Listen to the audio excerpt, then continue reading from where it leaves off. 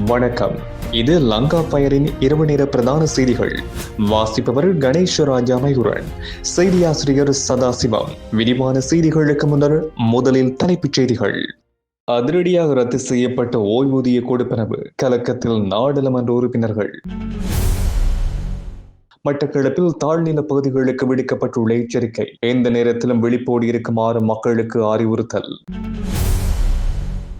500 ரூபாவுக்கு ஆசைப்பட்டு மானத்தை இழந்த ஆலையடி வெம்பு பதிவாளர். யாழ்ப்பாணத்தில் அரங்கேறிய துயரச் சம்பவம், சோகத்தில் கோப்பாய் பகுதி மக்கள். அமைச்சர்களின் புகைப்படங்களை பயன்படுத்தி பாரிய மோசடி, வசமாக சிக்கிக் கொண்ட மதகுரு. போதைப்பொருள் குற்றச்சாட்டில் பெண் உட்பட்ட 2 ஆயுள் தண்டனை, உயர் நீதிமன்றத்தின் அதிரடி தீர்ப்பு. ஜிந்துப்பட்டி துப்பாக்கிச் சூடு தொடர்பில் கைதாகியுள்ள போலீஸ் அதிகாரிகள் குறித்து வெளியாகியுள்ள புதிய தகவல்.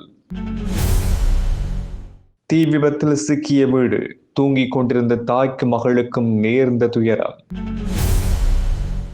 பிரபல பெண்கள் பாடசாலையில் பாலியல் சீண்டல், அத்துமீறிய மர்ம நபரை தேடி விசாரணை. இனி விரிவான செய்திகள். போதைப்பொருள் குற்றச்சாட்டில் பாதாள உலக குழுவைச் சேர்ந்த உறுப்பினரான IDH சுத்தா என்று அழைக்கப்படும் சமந்த குமார பெரிராவுக்கும் பெண்ணொருவருக்கும் கொழும்பு உயர்நீதிமன்றம் இன்று ஆயுள் தண்டனையை விதித்து தீர்ப்பளித்துள்ளது. ஐஸ் மற்றும் ஹெரோயின் போதைப் பொருட்களை வைத்திருந்தமை மற்றும் கடத்தியமை ஆகிய குற்றச்சாட்டுகளின் கீழ் அவர்கள் குற்றவாளிகள் என்று நிரூபிக்கப்பட்டுள்ளது. இந்த சம்பவம் தொடர்பான நீண்ட விசாரணைகளுக்கு பின்னர் கொழும்பு உயர்நீதிமன்றம் இந்த தீர்ப்பினை வழங்கியுள்ளது.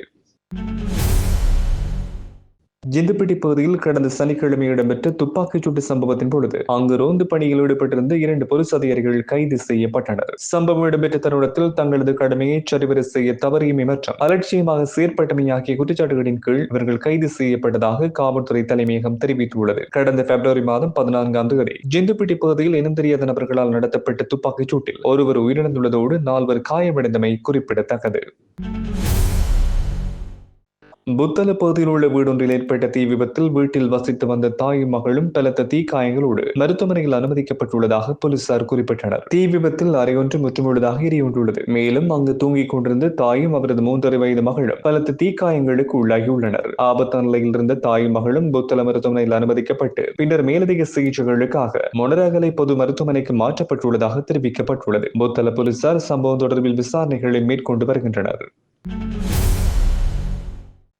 கண்டியில் அமைந்துள்ள பிரபல பெண்கள் பாடசாலை ஒன்றில் கல்வி கற்கும் 9 வயதினுடைய மாணவி ஒருவர் பாடசாலைக்குள் வைத்து வெளிநபர் ஒருவரால் பாலியல் சீண்டலுக்கு உள்ளாக்கப்பட்ட சம்பவம் தொடர்பாக கண்டி போலீஸ் நிலையத்தில் குழந்தைகள் மற்றும் மகளிர் பணியகம் விசாரணைகளை முன்னெடுத்துள்ளது. பாடசாலைக்குள் தனக்கு ஏற்பட்ட சம்பவம் குறித்து தனது பெற்றோரிடம் குறித்த மாணவி கூறியதை அடுத்து பெற்றோர் போலீசாரிடம் முறைப்பாடு அளித்துள்ளனர். பாதிக்கப்பட்ட சிறுமி மருத்துவ சோதனைக்காக பேரதனை போதனா மருத்துவமனையில் அனுமதிக்கப்பட்டுள்ளார். குறித்த பாடசாலையின் CCTV காட்சிகளை ஆய்வு செய்ததில் வெளிநபர் ஒருவர் பாடசாலைக்குள் நுழைந்திருப்பது தெரிய வந்துள்ளது. அவர் எங்கிருந்து பாடசாலைக்குள் நுழைந்தார் என்பது இன்னும் உறுதிப்படுத்தப்படவில்லை என்று போலீசார் குறிப்பிட்டனர். பல ஆண்டுகளாக பாடசாலையில் பணியாற்றிய அனுபவம் வாய்ந்த பாதுகாவலர்கள் கடந்த காலங்களில் நீக்கப்பட்டு புதியவர்கள் சேர்க்கப்பட்ட நிலையில் இதுவும் மாணவிகளின் பாதுகாப்பின்மைக்கு காரணமாக இருக்கக்கூடும் என்று பெற்றோர்கள் பாடசாலை நிர்வாகத்திடம் முறையிட்டுள்ளனர். நாடாளுமன்ற உறுப்பினர்களுக்கான ஓய்வூதியத்தை ரத்து செய்ய முன்மொழிவின் 2ஆம் வாசிப்பு 152 மேலதிக வாக்குகளால் நாடாளுமன்றத்தில் நிறைவேற்றப்பட்டுள்ளது. இந்த பிரேரணைக்கு ஆதரவாக 154 வாக்குகளும் எதிராக 2 வாக்குகளும் அளிக்கப்பட்டன. எதிர்க்கட்சியைச் சேர்ந்த பெரும்பான்மை உறுப்பினர்கள் வாக்கெடுப்பில் கலந்து கொள்ளவில்லை. இலங்கையில் இன்றைய தினம் முதல் நாடாளுமன்ற உறுப்பினர்களுக்கு வழங்கப்பட்டு வந்த ஓய்வூதியம் ரத்து செய்யப்படுவதாக அறிவிக்கப்பட்டுள்ளது. ஆளும் கட்சி அதிகாரப்பூர்வமாக இந்த அறிவிப்பினை வெளியிட்டுள்ளது. நீதியமைச்சர் ஹர்சன நாணயக்கார் இந்த விடயத்தை நாடாளுமன்றத்தில் அறிவித்துள்ளார். இதன்படி முன்னாள் நாடாளுமன்ற உறுப்பினர்களுக்கு வழங்கப்பட்டு வந்த ஓய்வூதிய கொடுப்பனவு இனி வழங்கப்பட மாட்டாது என்று அறிவிக்கப்பட்டுள்ளது.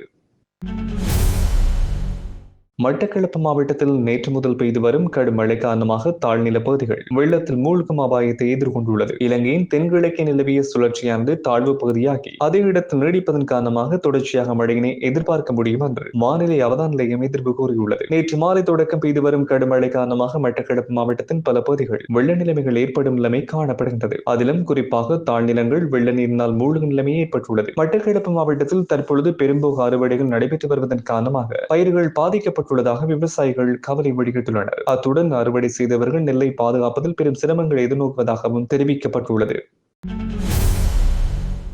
அம்பாறை ஆலையடிவெம்பு பிரதேச செயலக பிரிவுக்குட்பட்ட பதில் பிறப்பு மற்றும் இறப்பு பதிவாளர் ஒருவர் 500 ரூபாவினை கையூட்டலாக பெற்ற குற்றச்சாட்டில் கைது செய்யப்பட்டுள்ளார். நேற்று காலை கையூட்டல் ஒழிப்பு விசாரணை ஆணைக்குழுவின் அதிகாரிகளினால் இவர் கைது செய்யப்பட்டுள்ளார். மருதமுறை பகுதியைச் சேர்ந்த வருத்தர் ஒருவர் வழங்கிய முறைப்பாட்டுக்கு அமைய குறித்த அதிகாரி கைதாகியுள்ளார். தனது மகளின் பிறப்புச் சான்றிதழை பதிவு செய்வதற்காக பிரதேச செயலகத்துக்கு சென்றிருந்த வேளையில் சந்தேக நபர் 1000 ரூபாவினை கையூட்டலாக கோரியதாக கூறப்படுகின்றது. முதல் கட்டமாக 500 ரூபாவினை பெற்றுக் கொண்ட அதிகாரி பதிவு செய்யப்பட்ட பிறப்புச் சான்றிதழை பெற்றுக் கொள்வதற்காக பிப்ரவரி மாதம் 16ஆம் தேதி வரும்பொழுது எஞ்சிய 500 ரூபாவினை கொண்டு வருமாறு அறிவுறுத்தியுள்ளார். இதற்கமைய நேற்று பிறப்புச் சான்றிதழை பெற்றுக் கொள்ள சென்ற வேளையில் எஞ்சிய 500 ரூபாய் பணத்தை கையூட்டலாக பெற முற்பட்ட வேளையில் அவர் கைது செய்யப்பட்டுள்ளார். தனது இல்லத்தில் பராமரித்து வந்த அலுவலகத்தில் வைத்து குறித்த கைது நடவடிக்கை இடம்பெற்றுள்ளதாக கையூட்டல் ஒழிப்பு விசாரணை ஆணைக்குழு தெரிவித்துள்ளது.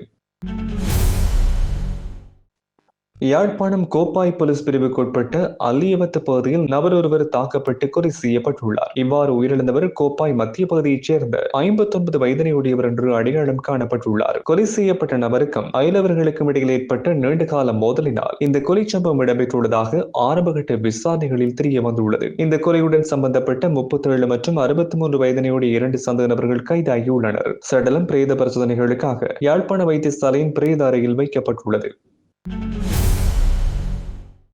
நாட்டின் வலுசக்தி அமைச்சர் குமார ஜெயகோடி மற்றும் துறைமுகங்கள் சிவில் விமான சேவைகள் அமைச்சர் அனுர கருணாதிலக் ஆகியோரின் புகைப்படங்களை பயன்படுத்தி மோசடி நடவடிக்கைகளில் ஈடுபட்ட பிக்கு ஒருவர் கைது செய்யப்பட்டுள்ளார். போலி வாட்ஸ்அப் கணக்கை உருவாக்கி மோசடியான முறையில் பணத்தை சேகரித்த பிக்கு ஒருவர் மத்திய குற்ற விசாரணை பிரிவின் நிதி மற்றும் வர்த்தக குற்ற விசாரணை பிரிவின் அதிகாரிகளினால் இன்று கைது செய்யப்பட்டுள்ளார். முருத்தலாவ பகுதியில் உள்ள விகாரை ஒன்றில் தங்கியிருந்த வேளையில் குறித்த 21 வயதான பிக்கு கைது செய்யப்பட்டுள்ளார். டிட்வா புயலினால் பாதிக்கப்பட்ட பாடசாலை மாணவர்களுக்கு தேவையான பாடசாலை உபகரணங்களை கொள்வனம் செய்ய உள்ளதாக தெரிவித்து மோசடியான முறையில் தயாரிக்கப்பட்ட பல கடிதங்களும் சந்தேக நபரிடமிருந்து கைப்பற்றப்பட்டுள்ளன. மேலும் சம்பவம் தொடர்பான மேலதிக போலீஸ் விசாரணைகள் மத்திய குற்ற விசாரணை பிரிவின் பணிப்பாளர் சிரேஷ்ட போலீஸ் அத்தியட்சகர் கமல் ஆரியவன்சவின் ஆலோசனையின் பேரில் முன்னெடுக்கப்பட்டு வருவதாகவும் தெரிவிக்கப்பட்டுள்ளது.